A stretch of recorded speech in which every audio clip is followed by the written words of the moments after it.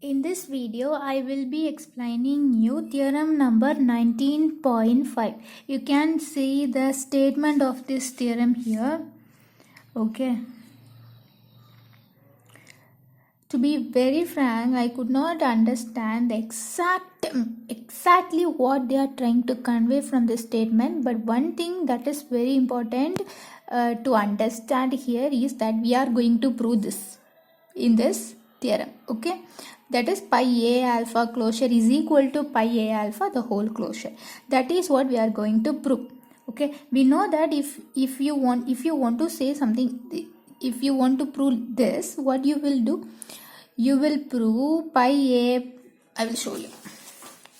We will prove pi a alpha closure contained in pi a alpha the whole closure and pi a alpha the whole closure contained in pi a alpha closure. That is what we will prove, right? So here first we are going to prove this and then you will prove that.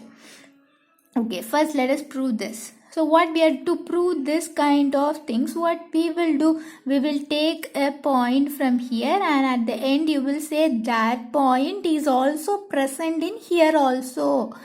Okay, if you say that, then what will happen? This condition will be proved, right? So first what I am doing is I am taking a point from here, that is x. That x will be in this format. The reason is because you are taking the point from here, right? The point that you have chosen from here will be in this format. So that is why I wrote x equal to x alpha be the point of pi a alpha closure. Now then what you are doing is you are taking a basis element.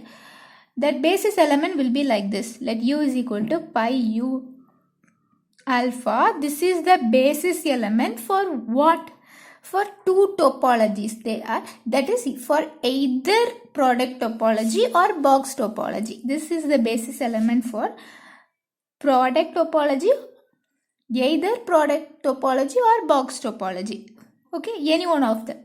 This is the basis element for any one of these two topologies. That is what they are trying to say. And this basis element contains x. That is what you will write in this sentence.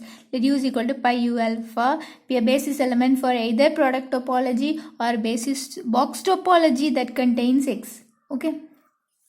Now since x alpha belongs to a alpha closure, you wrote this from with the help of this. Okay.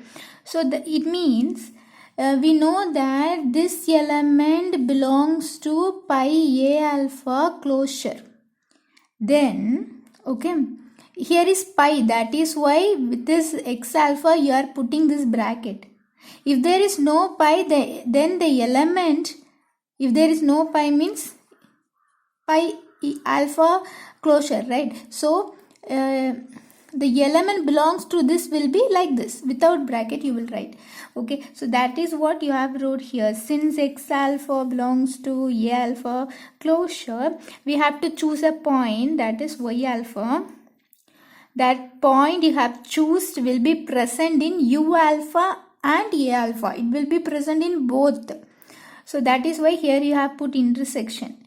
Y alpha belongs to u alpha intersection a alpha. Now let y equal to, okay, the point y will be like this and this belongs to, that is you are writing with the pi.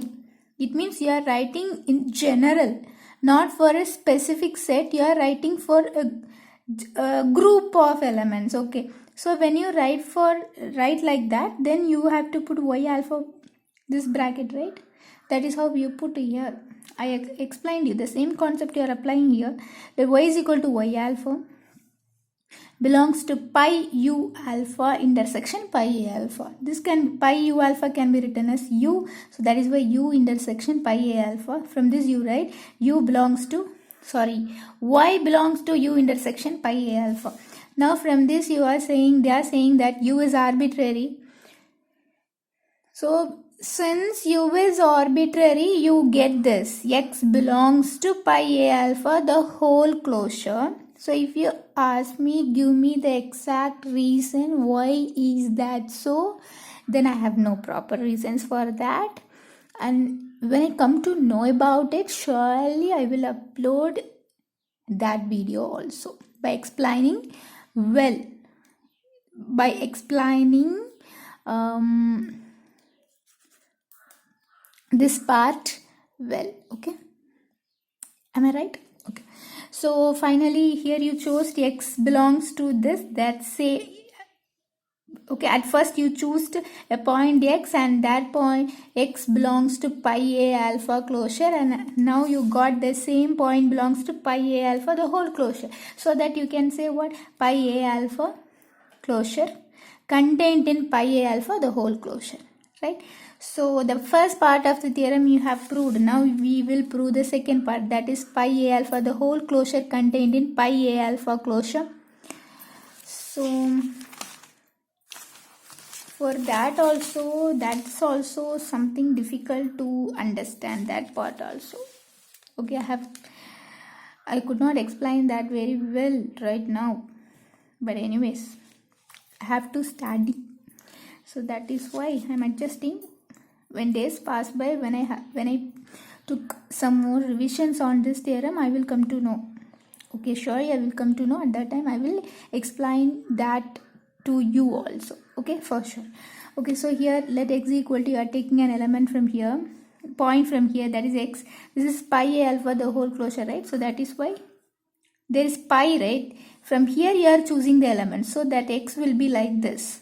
Okay, now since x alpha belongs to pi a alpha the whole closure, there is a point y beta, that y beta belongs to pi beta inverse of v beta intersection pi a alpha. Okay, there is something there. Okay, but I have no clarity on this.